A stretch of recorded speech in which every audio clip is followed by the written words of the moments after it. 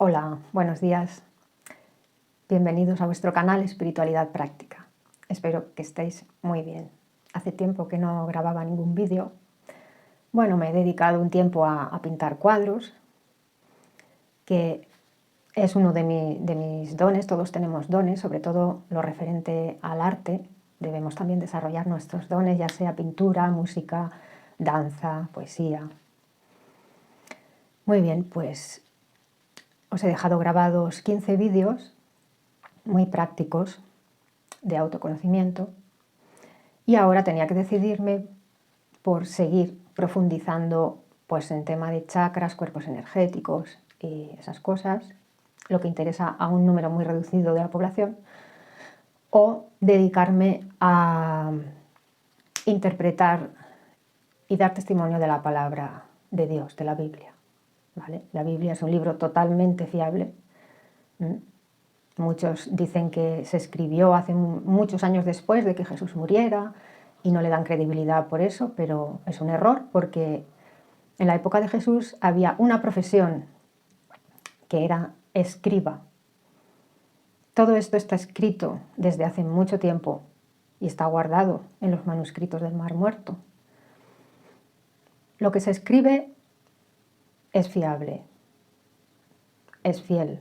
Lo que se transmite de boca a boca al final se deforma, pero lo que se escribe es muy fiable y esta gente se dedicaba a escribir. Con lo cual podemos estar seguros de que la palabra de Dios es inspirada por Dios y totalmente fiable. Muy bien, pues en esta ocasión voy a explicar lo que significa el rescate de Cristo, la misión más importante de Cristo. Es lo único que nos dijo que celebráramos o conmemoráramos su muerte, porque era su misión, era su objetivo. No su nacimiento, sino su muerte, ¿vale? Vale, pues en el vídeo de hoy explicaré con qué finalidad murió por nosotros el Maestro Jesús y por qué tuvo que morir sufriendo de esa forma tan horrible, crucificado en un madero, insultado y vejado. Voy a hacerlo de forma muy resumida. Vamos a ir al capítulo 1 de Juan, versículo 1. Aquí nos dice quién era y dónde estaba Jesús antes de hacerse carne como Hijo del Hombre. Juan 1.1 dice: en el principio la palabra era, y la palabra estaba con Dios, y la palabra era un Dios. Cuando dice la palabra, se está refiriendo a Jesús. Esto también lo reafirma Apocalipsis 19, 11 y 13, donde dice: y vi el cielo abierto y miren, un caballo blanco, y el que iba sentado en él se llama Fiel y Verdadero, y juzga y se ocupa de guerrear con justicia. Está vestido de una prenda de vestir exterior rociada de sangre, y el nombre con el que se le llama es la palabra de Dios. Vemos como aquí en las Escrituras a Jesús se le llama la palabra de Dios. Y continúa diciendo en el versículo 16: sobre su muslo tiene un nombre escrito, Rey de Reyes y Señor de Señores. En Juan 8:58 Jesús dice: antes de que Abraham existiera, yo he sido. Como vemos, Jesús ya estaba a la diestra de Dios antes de crear el mundo. Todavía no gobernaba, pero ya existía. El nombre que se le dio fue la palabra de Dios. Hemos explicado el significado de la frase de Juan 1.1. En el principio la palabra era. Ahora vamos a ver el versículo donde dice: y la palabra estaba con Dios, y la palabra era un Dios. Aquí en el texto hebreo hace una clara diferencia entre estaba con Dios, donde utiliza la palabra Elohim con artículo, dice Ha-Elohim, el divino, el Dios único. En cambio, cuando dice y la palabra era un Dios, utiliza la palabra hebrea Elohim sin artículo. lo que la convierte en un adjetivo. Significa divino, de naturaleza divina. También puede significar poderoso, juez, un ser superior. En las Escrituras se ha aplicado este adjetivo a ángeles, a espíritus, incluso a demonios por el poder que tienen. Está diciendo que la palabra, el verbo, comparte la naturaleza divina de Dios, pero no es el propio Dios. La Biblia Reina Valera de 1960 lo traduce así: y la palabra estaba con Dios y la palabra era Dios. No hace la distinción del Ha-Elohim con artículo de Elohim sin artículo. Ha-Elohim se refiere a Dios Padre, Elohim al Hijo, para hacer la distinción, pero no la hace para apoyar la Trinidad. La Trinidad tiene un origen pagano babilónico. En la antigua Babilonia surgió la leyenda por medio de la cual se decía que el antiguo emperador, ya muerto en ese momento, Nimrod, el mismo que mandó construir la Torre de Babel y al que se le consideraba un dios, se dice que provino de la ultratumba y embarazó a su esposa viva. Se decía que el niño que nació no era más que el propio Nimrod encarnado y por eso fue conocido como el niño Dios o Dios Hijo. Se decía que ese niño era el salvador del mundo. Y a partir de ahí se empezó a hablar de los misterios. Pero esto es una creencia que adoptó la cristiandad apóstata y que ha seguido hasta nuestros días. Seguimos. Jesús tiene una naturaleza divina en mayor grado, sin ser Dios Padre. Nosotros también tenemos una naturaleza divina en menor grado, por haber sido creados a imagen y semejanza de Dios. Como dijo Jesús en Juan 10:34, cuando dijo a los fariseos: ¿no está escrito en vuestra ley, yo dije, dioses sois? ¿Y quién dijo que somos dioses y dónde se encuentra en la Biblia? Vale, pues se encuentra en Salmos 82:6. Ahí el sacerdote, líder de los levitas llamado Asaf, encargado de la adoración en el templo, líder instrumentista y musical y reconocido vidente de Israel, dijo: yo dije, vosotros sois dioses y todos vosotros hijos del Altísimo. Se está refiriendo a nuestra naturaleza divina, a esa chispa divina que todos llevamos dentro, nuestro espíritu, nuestros cuerpos espirituales superiores. Retomamos el capítulo y continuamos con él. Entonces, en resumen, Juan 1:1 dice que en el principio la palabra era Jesús. La palabra estaba con Dios, Ha-Elohim, y la palabra era un Dios, Elohim, sin artículo. Divino, poderoso, juez, un ser superior. Es un adjetivo. Y sigue el versículo 2. Este estaba en el principio con Dios. Todas las cosas vinieron a existir por medio de Él, y sin Él ni siquiera una cosa vino a existir. Lo que ha venido a existir por medio de Él era vida, y la vida era la luz de los hombres. Aquí vemos cómo Jesús fue intermediario de su Padre, el que materializó su plan divino,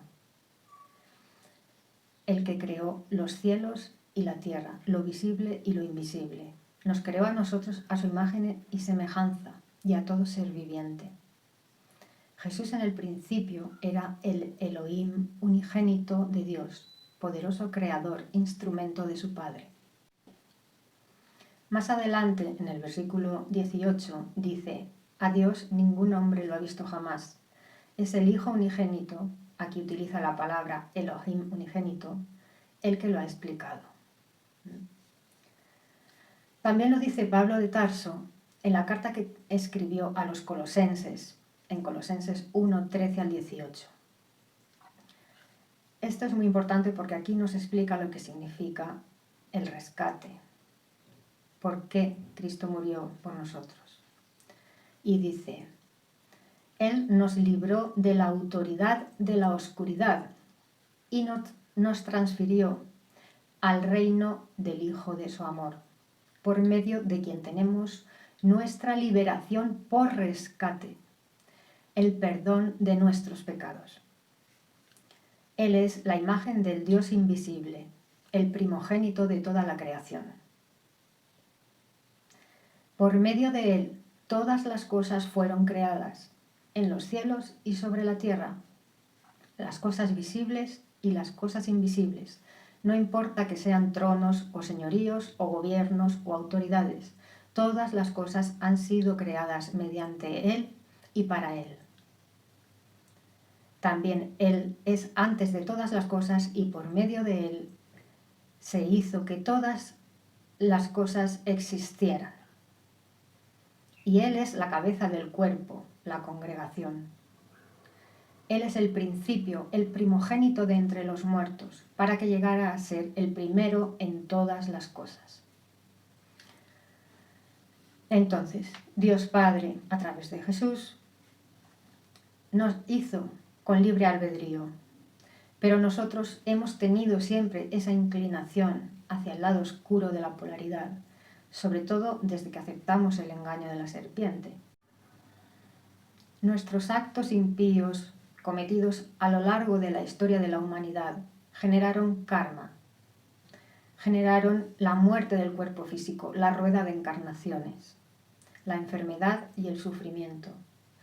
Pero el Padre se compadeció de nosotros y nos dio la oportunidad de restablecer las condiciones paradisíacas que teníamos en nuestro origen, donde no había muerte física, sufrimiento ni enfermedad.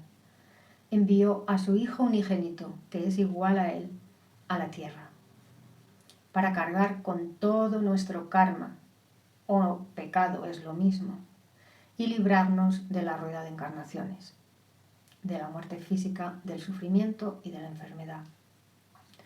Jesús, con este acto de amor y de humildad hacia nosotros y hacia el Padre, no solo consiguió liberarnos de la esclavitud del pecado, de todo el karma generado por la ley de causa y efecto en nosotros, sino que también consiguió el título de Rey de Reyes y Señor de Señores. Se lo ganó a pulso.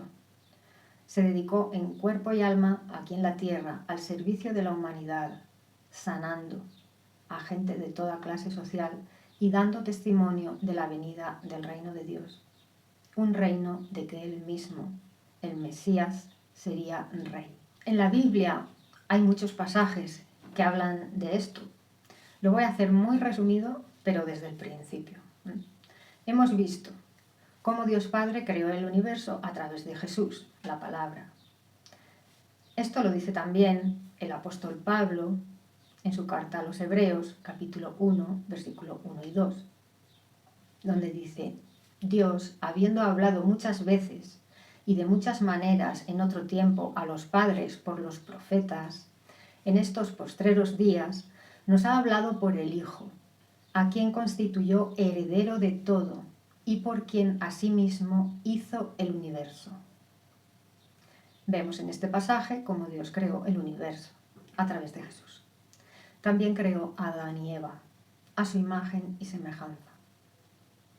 Pero, ¿qué pasó? Satanás se rebeló contra el plan divino y engañó a Eva. Adán y Eva eligieron con su libre albedrío creer a Satanás. Satanás les dijo: si comen del fruto no morirán, cuando Dios les había dicho: si comen del fruto verdaderamente morirán. ¿A quién creyeron Adán y Eva? Prefirieron creer a Satanás y participar de su plan. Pues eso tiene un precio. Estamos pagando ese precio, ¿no? Ese plan de Satanás consistía en que Adán y Eva conocieran tanto lo bueno como lo malo y desconectaran de Dios. Pues ellos aceptaron la propuesta de Satanás, abriendo así la puerta a su manipulación mental y emocional. ¿Y qué hizo Satanás? Pues nos dio su mente analítica y su mente egoica, haciéndonos percibir el mundo de una forma dual, haciéndonos percibir la polaridad, el bien y el mal, para que pudiéramos experimentar tanto lo bueno como lo malo. Habíamos elegido libremente, pero eso sí, siendo engañados. De hecho, Jesús le llama a Satanás el padre de la mentira, porque les dijo que no morirían, lo cual fue mentira. No murieron en ese momento, pero Adán murió a los 930 años y Eva, aunque no menciona la edad en la que murió, también murió. Pues así, Satanás nos dio su mente, la mente analítica, con tendencia al mal que tenemos ahora, la mente que nos confunde, la que hace suposiciones erróneas cuando le falta información, la que imagina cosas que no existen y la que nos bombardea con unos 60.000 pensamientos diarios cada día. Realmente es una tortura tener esta mente.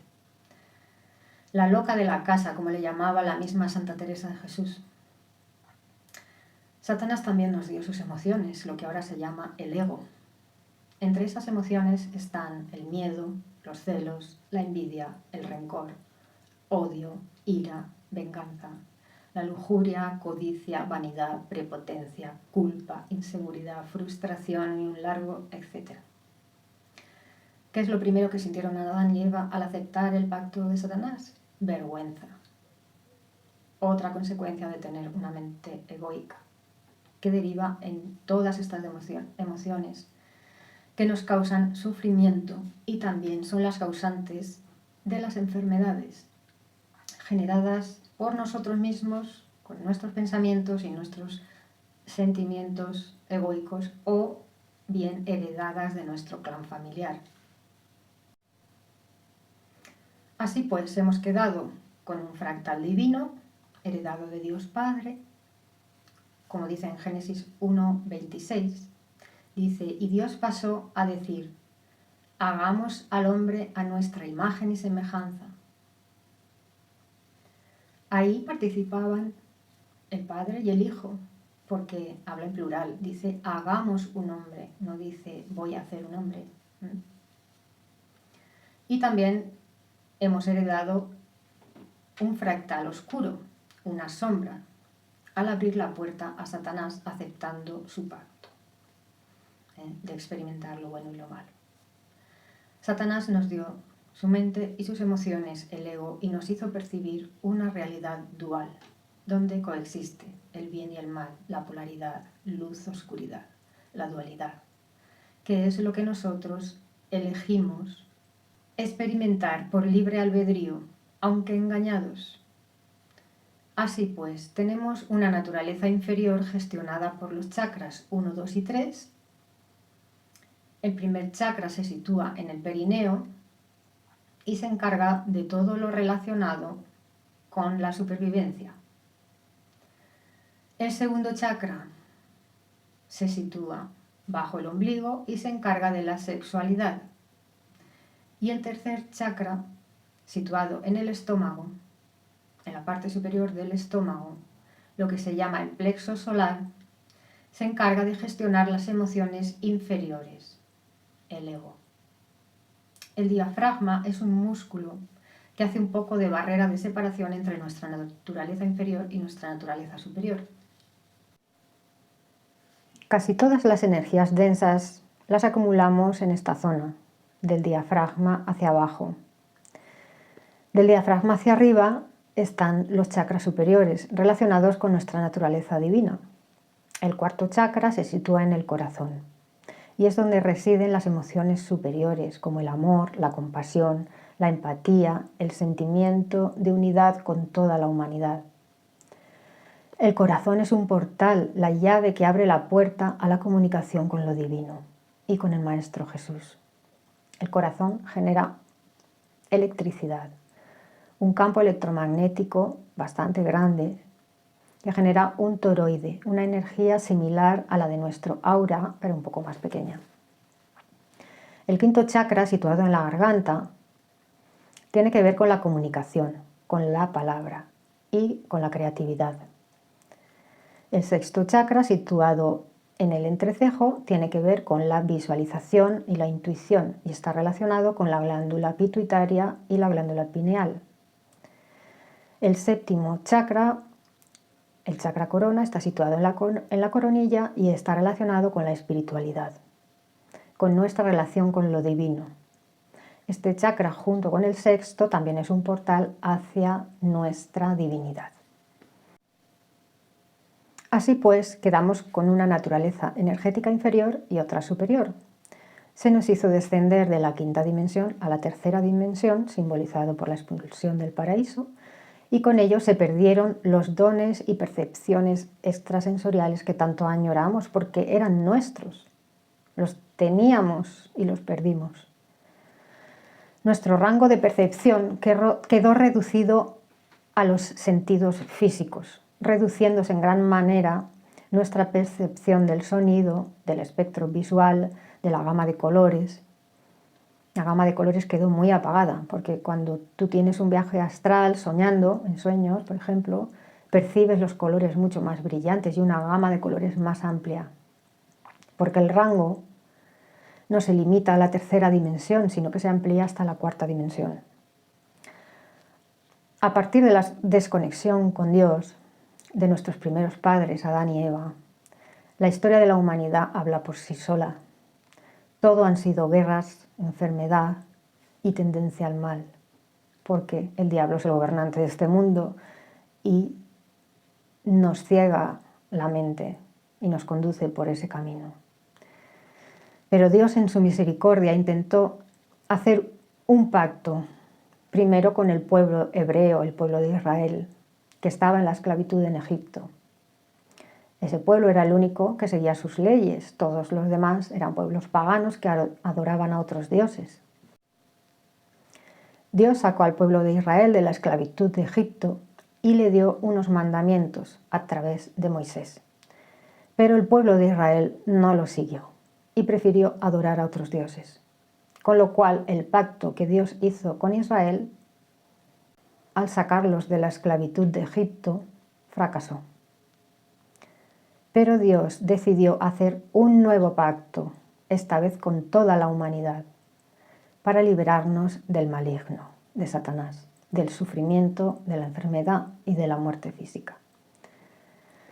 Para liberarnos del pecado o del karma, es lo mismo. Para ello envió a su Hijo unigénito como rescate.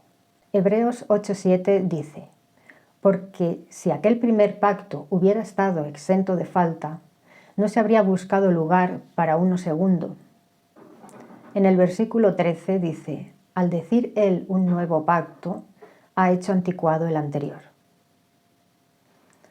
Lucas 22, 19 y 20 dice: también tomó un pan, dio gracias y lo partió y se lo dio a ellos diciendo: esto significa mi cuerpo, que ha de ser dado a favor de ustedes. Sigan haciendo esto en memoria de mí. También la copa, de la misma manera, después que hubieron cenado, diciendo él: esta copa significa el nuevo pacto, en virtud de mi sangre, que ha de ser derramada a favor de ustedes. El que diga que vamos a salvarnos a nosotros mismos está tirando por tierra el sacrificio de Cristo, toda su misión de rescate. Hay mucho falso profeta por ahí en internet que dice que vamos a salvarnos a nosotros mismos. No, eso no es posible. Para eso vino Cristo Jesús, para dar su sangre en rescate por nosotros, porque de otra manera no nos libraríamos del maligno ni del karma. Seguiríamos en la rueda de encarnaciones eternamente. Juan 13, 16 dice: porque tanto amó Dios al mundo, que dio a su Hijo unigénito, para que todo el que ejerce fe en Él no sea destruido, sino que tenga vida eterna. En el versículo 19 dice: la luz ha venido al mundo, pero los hombres han amado la oscuridad más bien que la luz, porque sus obras son inicuas. porque el que practica cosas viles odia la luz y no viene a la luz para que sus obras no sean censuradas, pero el que hace lo que es verdad viene a la luz para que sus obras sean puestas de manifiesto como obradas en armonía por Dios. Aquí estamos viendo que Dios hizo un nuevo pacto con la humanidad, enviando a su Hijo unigénito para que todo el que tenga fe en Él sea salvo. Pero no es suficiente con tener fe o creer que Jesús es el Mesías, sino que también nos pide que nuestras obras sean justas, que obremos el bien, que cumplamos los mandamientos. Como dice Mateo 7, 21 al 23, dice: no todo el que me dice Señor, Señor, entrará en el reino de los cielos, sino el que hace la voluntad de mi Padre que está en los cielos.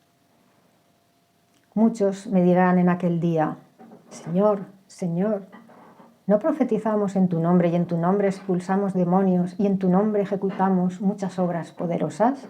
Y sin embargo, entonces les confesaré: nunca los conocí, apártense de mí, obradores del desafuero. Puede haber muchas personas creyentes que estén haciendo una gran obra en nombre de Jesús, pero si cuando nadie los ve incumplen los mandamientos, por ejemplo, son adúlteros o roban, etc., de nada les va a servir su obra. Leamos ahora 1 Corintios 12, 14. Dice: y si tengo el don de profetizar y estoy enterado de todos los secretos sagrados y de todo el conocimiento, y si tengo toda la fe como para trasladar montañas, pero no tengo amor, de nada soy. Y si doy todos mis bienes para alimentar a otros, y si entrego mi cuerpo para jactarme, pero no tengo amor, de nada absolutamente me aprovecha. En resumen, Dios nos pide que tengamos fe en Él, que aceptemos a Jesús como el Mesías, que cumplamos sus mandamientos y que obremos con amor. Todo esto es necesario para entrar en el reino de los cielos que predica el Maestro Jesús. Vamos a otra cuestión. ¿Por qué tuvo Jesús que morir de esa manera, sufriendo, en la manera en que murió? Pues esto se entiende cuando vemos cómo Jesús cargó con todos nuestros pecados, con todo nuestro karma. Y según las leyes universales, según la ley de causa y efecto, ¿qué fin puede tener una persona cargada de pecados hasta arriba? Pues una muerte trágica y dolorosa, por supuesto. Si simplemente una persona que asesina a otra, por ley de causa y efecto, ya va a morir asesinada, imagínate cargar con el karma de millones y millones de asesinatos, robos, mentiras, lujuria, odio, etc. ¿Qué fin puede tener esa persona? Pues un final como el que tuvo Jesús. Fijaos cuánto amó Dios al mundo y cuánto amó Jesús al mundo para aceptar esta misión. Mirad qué frase tan bonita dijo Jesús en Juan 15, 13 y 14. Dijo: nadie tiene mayor amor que este, que alguien entregue su alma a favor de sus amigos. Ustedes son mis amigos si hacen lo que yo les mando. Otras traducciones dicen: nadie tiene mayor amor que este, el dar la vida por los amigos. Eso fue lo que él hizo. El mayor acto de amor, dar la vida por los amigos. Y vamos a ver de qué forma será la segunda venida de Jesús. Esto lo dice en Revelación 1:7. Dice: miren, viene con las nubes y todo ojo lo verá. Jesús vendrá de nuevo a la tierra, igual que se fue con las nubes. Dice el apóstol Juan que todo ojo lo verá. Hay una chica de Marruecos, musulmana. Antes era musulmana cuando le sucedió esto, ahora no, ahora es cristiana. Se llama Hannah. Ella tuvo una experiencia. Al tumbarse en la cama y cerrar los ojos, tuvo una visión de la escena de los últimos días. Vio al Maestro Jesús. Ella se tapaba los ojos. porque no quería ver lo que estaba viendo imágenes de la gran tribulación, sentía miedo. Y una voz le dijo, aunque cierres los ojos, lo verás. Y ese es el título de su vídeo en YouTube. A mí me impactó mucho. Tuve una experiencia muy bonita y muy reveladora, porque siendo musulmana ya no creía en Jesús. En cambio, tuvo esta visión. Aunque cierres los ojos, lo verás.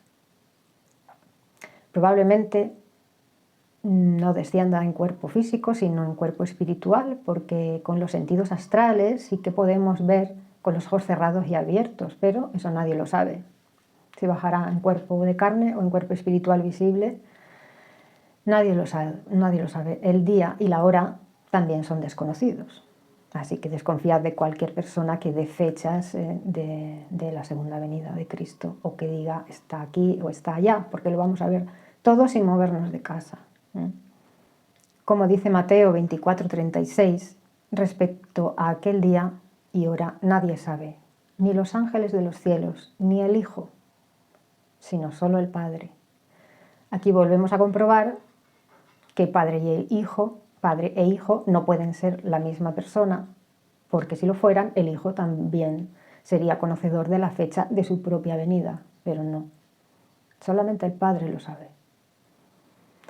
Vale la pena leer este capítulo desde el versículo 23. Mateo 24:23 dice: Entonces, si alguien les dice, miren, aquí está el Cristo, o allá, no lo crean, porque se levantarán falsos cristos y falsos profetas, y darán grandes señales y prodigios, para extraviar, si fuera posible, hasta a los escogidos.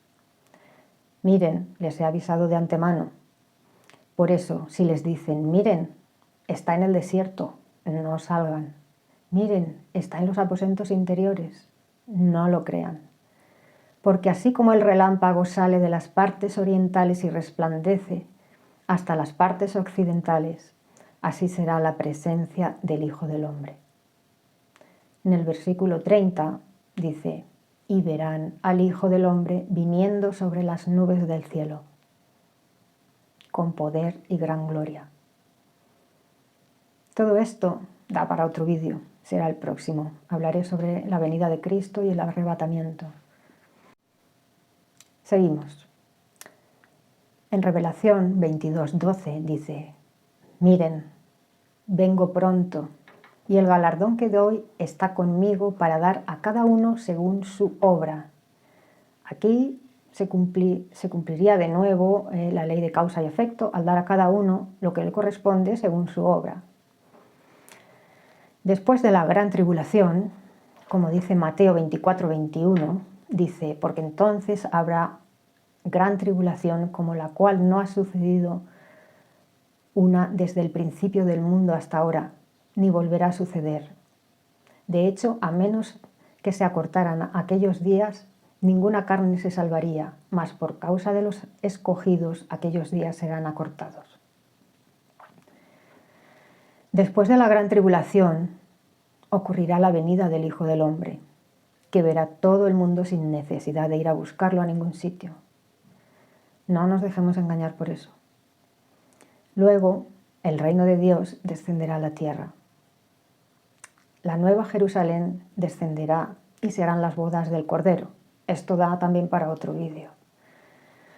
¿Pero qué ocurrirá después de la venida del Hijo del Hombre? Pues lo explica en Revelación 21, del 1 al 5. Nos dice, y vi un nuevo cielo y una nueva tierra. Mira, la tienda de Dios está con la humanidad, y Él residirá con ellos, y ellos serán sus pueblos, y Dios mismo estará con ellos, y limpiará toda lágrima de sus ojos, y la muerte no será más, ni existirá ya más lamento, ni clamor, ni dolor. Las cosas anteriores han pasado. Y aquel que estaba sentado en el trono dijo, mira, voy a hacer nuevas todas las cosas. Y para terminar voy a leer mis versículos favoritos, que también tiene que ver con la nueva tierra. Isaías 65:25. Y dice, el lobo y el cordero mismos pacerán como uno solo, y el león comerá paja justamente como el toro. En cuanto a la serpiente, su alimento será el polvo. No harán daño ni causarán ruina en toda mi santa montaña. Amén. Tened clara una cosa, nosotros solos no podemos salir de esta situación de caos mundial, no podemos salvarnos a nosotros mismos. Primero, porque el diablo es el gobernante de este mundo, como dice la Biblia en Mateo 4, 8 y 9, o en 2 Corintios 4, 4, o en muchos otros pasajes. El diablo seguirá siendo el gobernante de este mundo hasta que sea atado y arrojado al abismo, como dice en Revelación 21. Nosotros no tenemos poder para hacer eso. Segundo, porque el karma seguiría eternamente pasándonos factura sin alguien como Jesús que limpiara ese karma. Cristo Jesús es el único que puede limpiar nuestro karma, porque es una persona perfecta, sin mancha, sin tacha, y hacer nuevas todas las cosas en la tierra, hacer un nuevo planeta limpio de contaminación y de maldad. Esto solo puede hacerlo Cristo Jesús, y se lo ganó merecidamente. Se ganó esa corona y el título de Rey de Reyes y Señor de Señores, y heredero de la nueva tierra y los nuevos cielos. Jesús ascendió en rango con la experiencia que tuvo que vivir como Hijo del Hombre, porque con su ejemplo nos enseñó el amor, nos dio el mandamiento de amarnos los unos a los otros, como Él nos ha amado. Lo dice en Juan 13:34.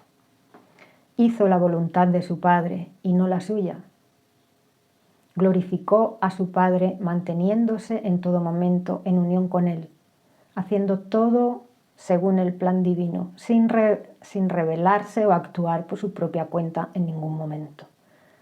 Y su Padre lo glorificó y le dio el galardón, reinar ahora a su diestra y pronto sobre la nueva tierra y los nuevos cielos. Espero que os haya gustado este vídeo y tiene mucho de práctico, Nos está diciendo que debemos tener fe en Cristo Jesús, en la venida de su reino, y que debemos actuar con amor y cumplir los mandamientos, sobre todo amar al prójimo como a nosotros mismos y a Dios sobre todas las cosas. Debemos amar al prójimo y amarnos a nosotros mismos. El próximo vídeo será sobre la venida de Cristo y el arrebatamiento, muy interesante. Chao, un abrazo.